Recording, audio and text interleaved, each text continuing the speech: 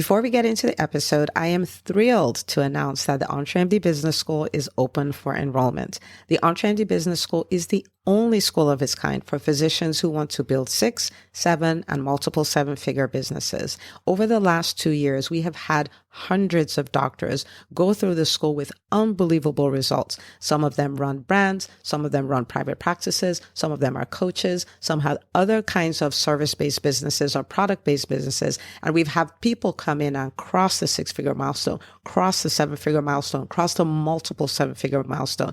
You will be in a place where you'll get the coaching, the community, the accountability that you need to thrive as an entrepreneur, especially in the times that we're in. So maybe you've been following me for a while. Maybe you've been getting so much out of the EntreMD podcast and you've been wondering, how can I work with Dr. Una and the community more? Well, this is your chance. Come join us in the EntreMD Business School. It is application only. So go to entremd.com/business to turn in your application. I cannot tell you how many doctors have made statements like this. I recovered my investment in the first week. I recovered my investment in my bank account in the first 90 days. This is the best investment I've made in myself ever.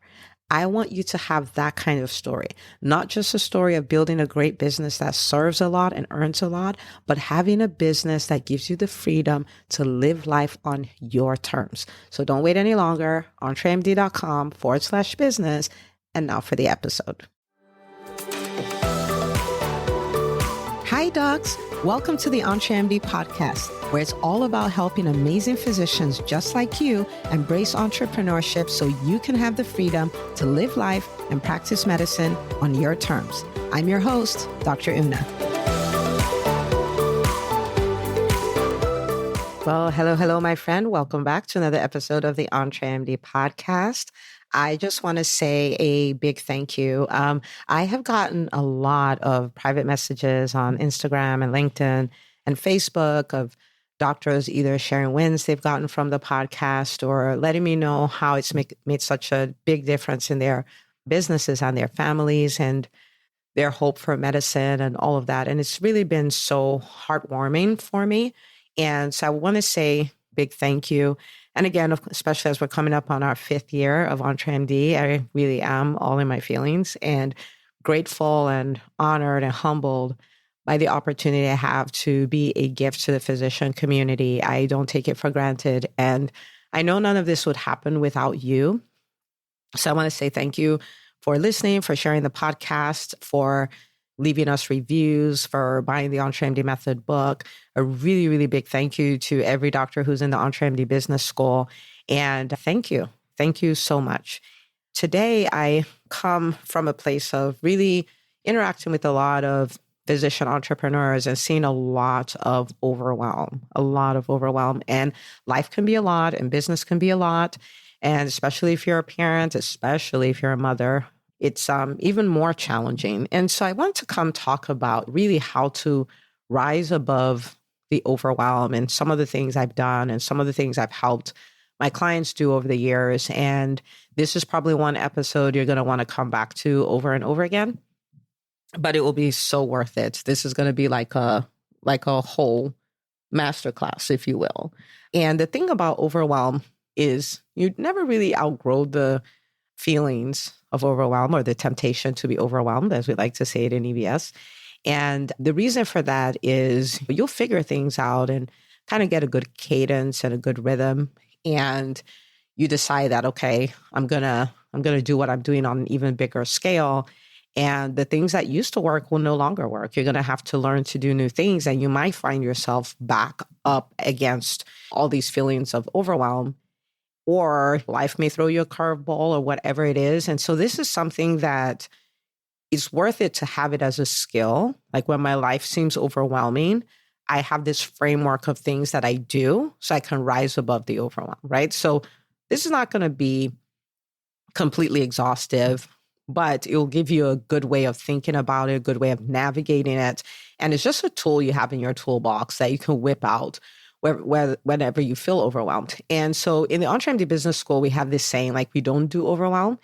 And that's not to say we don't feel feelings of overwhelm or that life doesn't show up in an overwhelming way.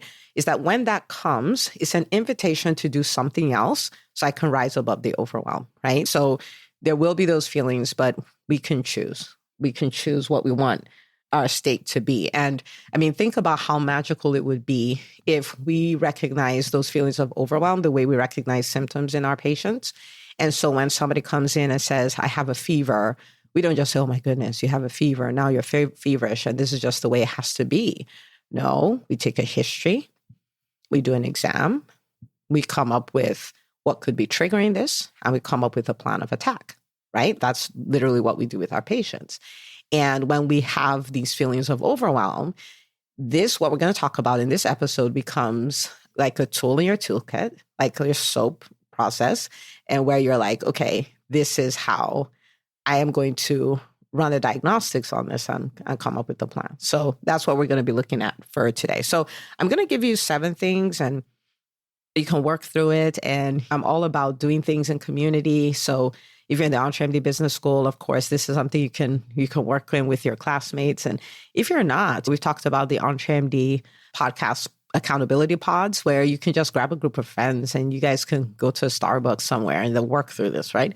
Okay, so let's look at 7 things. So the first thing here is, and this is really important, is to acknowledge that there's nothing wrong with you, okay? I have had the gift of being in some rooms with some of the most powerful people, right? We're talking people who are running multiple 7-figure businesses, 9-figure businesses, right? People are running billion-dollar businesses, like things like that. And in each one of those rooms is very fascinating to see how similar we are.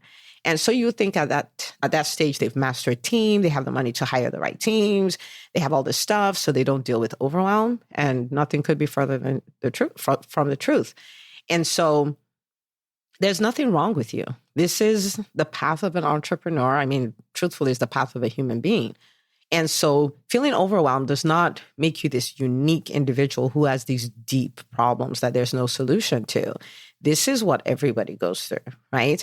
So there's nothing wrong with you. I almost want to say there's nothing wrong, right? Like when there's nothing wrong with you, we'll work through it, right? And coming from that standpoint is really freeing, and it just normalizes it. I'm not uniquely messed up. This is life. Life is lifing. And so there's nothing wrong with you.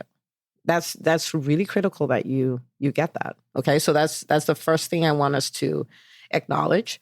The second thing is time your project. And I call it a project. Same thing if a patient was going to come to you, you have a timeline, right? You come in, you have the time with the patient, you come up with your diagnosis, you come up with your plan, and you may tell them, okay, did all of this. Johnny has an ear infection. I'm sending you a prescription for amoxicillin, and he's probably still going to have fevers for another 3 or 4 days, and that's okay. Give him you give him Tylenol, and it will take this long for it to go away, and then follow up with me in another 10 to 14 days. Now, if you think about that, you're not saying everything's going to be fixed in 2 minutes. And when you start working on this overwhelm thing, it's not going to be fixed in 2 seconds, right? And you can say, you know what? I'm going to work for the next 30 days to put myself in a position where these things that make me feel overwhelmed, they don't overwhelm me anymore. Or you may say, this is what I'm going to work on for the next quarter, right? So for 90 days or whatever, but kind of time it. It takes away this pressure of, I was like this yesterday, I'm still like this today. And we have patients who do that to us, right? Where you're like, wait a minute, this is going to take a minute, right? So just give yourself the space so you can relax and you can do this. And you understand that I'm doing something that is a gift I'll keep giving. It'll put me in a much better space. Now, are you going to start seeing wins much sooner than the 30 days or whatever? Yes, of course. Just like the mom with Johnny who has an ear infection, right? Like maybe after 48 hours, Johnny no longer has fevers. Can she stop the antibiotic then? Absolutely not, because we're not done. But she started seeing results, right? And so think of it that way. You want to time it, right? Give yourself 2 weeks, give yourself a week, give yourself 30 days, 90 days, whatever. And you're like, I'm going to work through this stuff. Okay. And so you can decide on the time after we're done with the 7 things, but it's important that you treat it that way. And so day to day, you're not frustrated because everything didn't self-correct in 24 hours. Okay. So that's number 2. Number 3, Number three is you want to create your ideal work week. Now, in the EntreMD Business School, this is something we work on a lot. Okay, so we call it the CEO calendar. And this is kind of the structure of your week because as you build your business bigger, as you cross the 7-figure milestone, the multiple 7-figure milestone, all of that, you're going to have more stuff, right? You're going to have more stuff to do and you're going to have more life stuff to do. And there's always going to be more things to do than you'll ever be able to do. There will always be more books to read than you can ever read. There'll always be more podcasts to listen to than you can listen. There'll always be more ways of doing your business than ways you can actually do your business. There's always going to be a lot more. And so your CEO calendar is all about disciplining, like reining in your time and using it for the things that will get you to where you want to go, right? And so let me talk about, and again, this is a document you will work on forever. You will use it, life will change, it will break, then you're going to edit it, and then life will change and it will break. And not bad changes. This could be business growth. Like even with business growth, the things that used to be very valuable use of your time, it's going to change. And so you're going to need to change your calendar. But we can't go into everything about your calendar, but I want to give you some things. Like your ideal calendar, my ideal calendar, I'll give you my method, has 3 critical components to it, right? One is my priorities, okay? So if you've heard me once, you've heard me 1,000 times, talk about my daily 5, okay? And this is me scheduling my priorities. And so what it does is it puts me in a position where no matter how busy the day is, no matter how bad the day, quote unquote, bad the day is, no matter what happens, I did stuff in the day to move myself towards my most important goals. Okay. So for me, yeah, and I say daily 5, but it's been 6. And actually recently it's been 7. But these are things that I do every day. Okay. So when I think about my life in general, what are the most important things to me? Well, my relationship with God. That's number 1, super important to me. My relationship with my family, number 2, very, very, very important to me. My health, right? Well, even before my health is, my legacy, the things that I do to make an impact in the world, my health and all of these things, right? Okay, so what that means is I pick these little things I can do every day that will move me towards them. So I pray every day. I meditate every day. I exercise every day. I have me tweaks, MTWK, which is meaningful time with kids every day. I would review my goals every day so that I make sure I'm in line. That's like my GPS, if you will. I read every day and I listen to a podcast every day. Okay.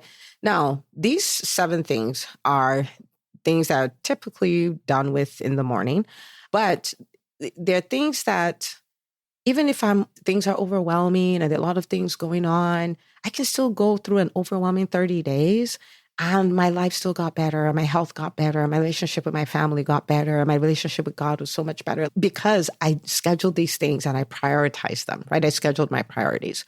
So the first part, when you look at your ideal work week for every day, the first thing that needs to be there would be your priorities. And the second thing would be your focused work, which I say your focus work because day to day may be different. So for instance, if you work a job, you may work 4 days a week. So Tuesday through Friday, and then Monday you work on your business. And so your focus work will be different on Monday because it's your business work. And then the other days of the week, it may be your job, for instance, right? But your focused work, right? That will be the second thing that will be there. And I'll talk a little bit about what goes in there. And then the third will be your rest, right? So when does your workday end? If you do not have an end time as an entrepreneur, and you will know this, you can work till 1 a.m., right? So when does your workday end? And it doesn't have to be a specific time. You may be at a state where things are crazy and I am working till 10. And you may say, okay, from today, I'm going to work till 8. You may not be able to take it to 5, and that's okay. It's your ideal work week. It's nobody else's, right? And you can move it back to 8, and then you can move it back to 7 and all. And this is a reason why you give yourself time to do this. Do you see what I mean? But you own that. But this gives you time to rest. This gives you time to relax with your family. This gives you time to eat, sleep, all of those things. But because as you start growing as an entrepreneur, your thinking work becomes some of your most valuable work. And so you want to put yourself in a position where you can think best, right? Because your mind is sharp, is rested, and all of those things. So three things that go in there: your priorities, your focus work, and your rest. Okay. So every single day you have these three components. And then in the things you need to do for your work, you put it in your focus work time, right? But what does this do? In the midst of all these overwhelming things, you're like, what bucket does it fit in? Right? And just put it in the bucket. You know what I mean? But it still forces you to observe your priorities and your rest, which are the two things that go away when we allow work to eat up all the time, right? Okay. So that is number three. Number four. Number four becomes really important because we talked about your focus work. Now, number four is defining your 20% and your 80%. This is work you will always do because it will change as you change. But understanding this is the thing that would make you get so much more done in a little bit of time. It will make it clear the things overwhelming you, maybe things that you just need to not do, or things you need to delegate, or things that like flat out don't matter. If you don't have this 20-80 type of filter, you won't know. And you may be stressed out about things that just don't matter. Okay, so let's go over this. We've talked about it many times on the podcast, but quick refresher here. 20% refers to those 20% of your activities that actually create 80% of your results. And sometimes people are like, well, I don't know what that is. Okay, so when I talk with people, let me say I'm talking to a coach, and the coach has had 100 clients. They've served 100 clients. And they're like, I don't know how to attract people. Okay, for the 100 people that have worked with you, what is the number one way people found you? And they're like, oh, they find me when I go to speak at events. Wonderful. Okay, other than events, what is the second way people find you? Oh, they listen to my podcast, and there I tell people to book a call, and they book a call and they come to work with me. Outstanding. What is the other way people find you? Well, I guest coach in other groups, and every time I do that, people reach out, they book calls, they work with me. Fantastic. Okay. Now, what are you doing now to grow your business? Well, I'm doing ads, I'm doing social media. I just hired somebody for SEO and all this stuff. I'm like, okay, so how about events? I'm not speaking at events anymore. Okay, cool. How about your podcast? I decided I don't want to be salesy anymore, so I don't ask people to do discovery calls. I don't invite them from the podcast anymore. Okay, all right. How about guest coaching? I decided I wanted to protect my time, so I don't do that anymore. And I'm like, okay, so what I hear you say is the three things that have made you super successful over the last year are the three things you are no longer doing. Right? And so if that person is overwhelmed with the SEO, with the ads, with the challenges, with all of that, what do you think I'm going to tell them to do? I'm like, squash all of those. Or, I mean, you can still do them, but put them in their proper place and exalt the 20%. Like they should be exalted because those are the things that got you the 100 patients the 100 clients in the first place. Right? And so being really clear on the things that are moving the needle for you, are creating the results and doing those things. Those are typically the things we want to procrastinate on, right? Usually they're the things we procrastinate on. So what is the 20% in your business? I just pulled out an example, but what is that? So when you do your focus work, you're not filling it with 80% activities that are only going to give you 20% of the result. You're filling them up with things that will move the needle forward. Now, am I saying don't try new things? Of course, try them, but we never kill cash cows. We never kill the things that are working. Right? Except we don't want that result anymore if we're done with it, right? So you want to be very clear. Define that. And when you start defining your 20%, your 80%, it becomes so much clearer what is a waste of your time. It becomes so much clearer with something that you need to procrastinate on. It becomes so much clearer if I want to bring a rapid result, what are the things I need to do? And it makes your life, like it makes it so much easier for you to hear the noise. And you know what I mean? Like all the things around you that are just noise, you can hear them for what they are as noise. And you're like, yeah, don't listen to that. Right. And you're able to, like with the precision of a sniper, you're just like, boom, let's get what we need to get. So define that way in your focus work time on your calendar, you're filling it with your 20%. Does that mean you don't do any 80% activities? Of course you do, but you do them with only 20% of your time, not more. You spend most of your time doing the things that work. Okay. So that's number four. Number five is leverage your team. Okay. I've done a lot of episodes. I'm not gonna go too deep into this other than tell you this. Leverage your team. As you go higher in business, one of the fastest ways to live in overwhelm is to take on new things without getting off old things. This is something you want to constantly ask yourself. Notice that I didn't say get a team. Now you're going to get your team, but leverage your team. Okay. So I'm talking about your team at home, and I'm talking about your team at your business, and I'm talking about your team at your job if you're working a job. All three teams, like I want you to think about as a CEO of your life, you have this massive team. Take out like paper, write out all the people who are on your team. I'm talking people who are family members and people who are not, people who are paid and people who are not paid, people at your business, people in your home. Put all of it and ask yourself, are there any things on my plate? Are there any things that make it to my to-do list that belong to these people? Right? Are they? So you want to pay attention. You want to pay attention and you want to leverage them. One of the habits I do is after I have my ideal work week. And so on Sunday's my planning day. I put everything in all the spots they need to be in. I start asking myself questions. Is there anything on here anybody in my life can do? Forget nobody can do it as good as me. We're very, very important, but we're not that important. Of course, somebody can do it. And B+ work or B work from a team member is much more valuable than A work from me. Especially if that's something that's not in my 20%, right? Okay. So look at it. What here? And it's easy to go, no, I have to do all of these because you've always done them. That's your default, but you want to take a look like one by one. Do I need to be doing this? So leverage your team. Leverage your team. Leverage your team. Your team is giving you as an antidote to overwhelm. Leverage your team. Number 6, say no a lot more often. Say no. There's some opportunities that are good, but the opportunity cost is so high. Say no. Somebody invites you to do something you don't really want to do, and you're like me, a recovering people pleaser. Say no. You're clear on your vision. You're clear on where you're going. You're clear on all of that. And you have something that's about to come on your plate. Say no.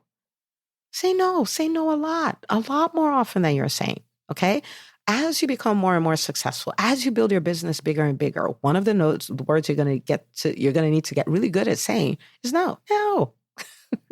So look at it. Think about it. The things causing me to be overwhelmed, how many of them are just a no? Forget that you said yes before, right? But how many of them are just a no? Now, I am a very principled person. If I give somebody my word, as much as is humanly possible, I won't back down, right? But at least I know next time when something like this presents itself, the answer is no. And if it's something where I can ask, no, I know I said yes, and I am not going to go back on my word. I am just asking in case there is somebody else who could feel this or whatever. Is there any way I can be let off the hook for this? If they say no, I will do it, and I'll do it with a great attitude, and I'll do it like really out of the goodness of my heart. But I also know, like when this kind of thing happens, I just don't say yes. If you're a people pleaser, one of the things you can do is when people ask you for stuff, you're like, I'm not sure. I have to look at my schedule first. Can you send me an email? I'll check it out. And if I can, I will. And that gives you the opportunity to then actually go look at your calendar. Do I have the bandwidth? What is the opportunity cost of me saying yes to this, right? Okay, so say no a lot more often. And then 7. Okay, 7 is, this is what it is. Live in the magic of what your life is right now. Live in the magic of it. When we have a lot of things thrown at us and business stuff is going on and maybe a team member left and you did this big launch, it didn't play out the way you wanted, and you have to, do this new thing you haven't done before and speak on the stage that's so much bigger. And at the same time, something happened with your kid and all of that. And life is just throwing curveballs at you. Just stop. It is always not the right thing to do to focus on the challenges and the problems, because your life is magic. Like, stop to think about it. If you don't stop and train your brain to think that way, you'll miss out on so many things, and you'll turn 90 and go like, man, my life was magical the whole time and I missed it. Like, I didn't enjoy any of it. So I'll use myself as an example. And you can relate to this because it's all in how we choose to see things. It's not about the way they are. See, perception is stronger than reality. Things are the way we perceive them to be, not the way they are. And so I can have so many things. And please understand this. Everybody has a lot of things going on in their businesses. Okay. I told you I've been in some of the most powerful rooms. It's unbelievable. All right. But at the same time, I wanted to be a doctor, and I am. I wanted to retire at 40, and I have. I set out on a mission to help 100,000 physicians learn to build profitable businesses. And yes, we're not at 100,000, but my goodness, we have touched tens of thousands of doctors, and we have books that have sold thousands of copies. We have a podcast that is over 500,000 downloads, 500,000. Our company made it to the Inc. 5,000 list. I have 4 wonderful children. I have an amazing husband. I have a home that I love. I live in a state that I love to be in. I get to travel a lot. I have the most dynamic friendships, and I'm healthy. And these are things I can choose to focus on in the midst of whatever it is that seems overwhelming. I have clients who are getting crazy wild wins.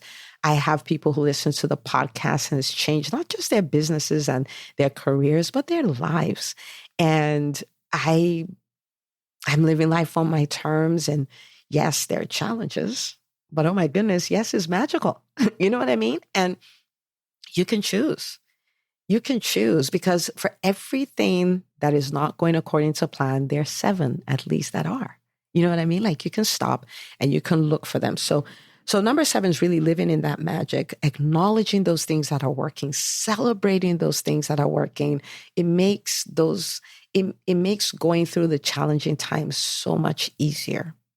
Is stopping to think of all the challenges you had in the past and how you overcame them. And this new challenge is going to be just like that, right? Think about how overwhelmed you are. You're tempted to feel now, and how overwhelmed you felt maybe when you started med school, when you started residency, or when you first started your business, or whatever that is. And you overcame all of those. This is going to be one of them, right? So live in the magic that your life is right now.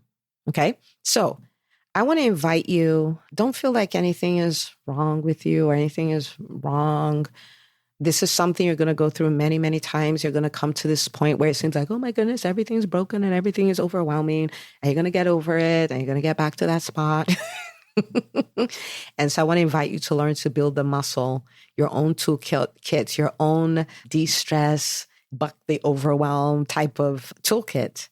And that you can always pull it out. It's a muscle you're building. You can always use it whenever you need to use it. So I am sending you virtual hugs. Entrepreneurship is not easy, but it is doable, and it is worth it. And the return on investment is 1,000 times worth it. And if you're listening to me and you're a mom, this is specifically for you. Sometimes, in addition to all this overwhelm, you have feelings of guilt because you're like, this is a time I should spend with my kids. But some kids are going to need to go to a magazine to get a vision board. You are being a vision board for your kids, because you are going the more difficult path of saying yes to your dreams, and saying yes to building a business, and saying yes. Maybe it's like team members you're struggling with, but you're learning to build a team. You're learning to be a unicorn, because only 2% of female-owned companies hit the 7-figure mark, right? And you're doing all of these things, and you are teaching your daughters, your sons, such valuable lessons just by being. And so, yes, there may be this thing of mommy guilt compared to some other moms, but please understand there's so much value to what you're doing.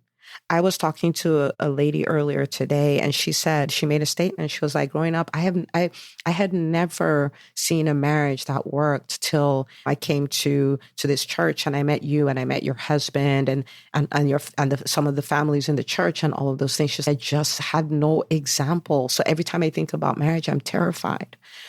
Well, for your kids, there may be people who are like, oh, business never works. Bad business people are bad people. You can't make money. You can't do all of that. But you are being an example for your kids. Can you imagine? The person I'm talking to, she's in her mid-20s. But you're being an example for your kids of what is possible. So I'm sending you virtual hugs. You're doing it not to hurt them, but you're doing it for them.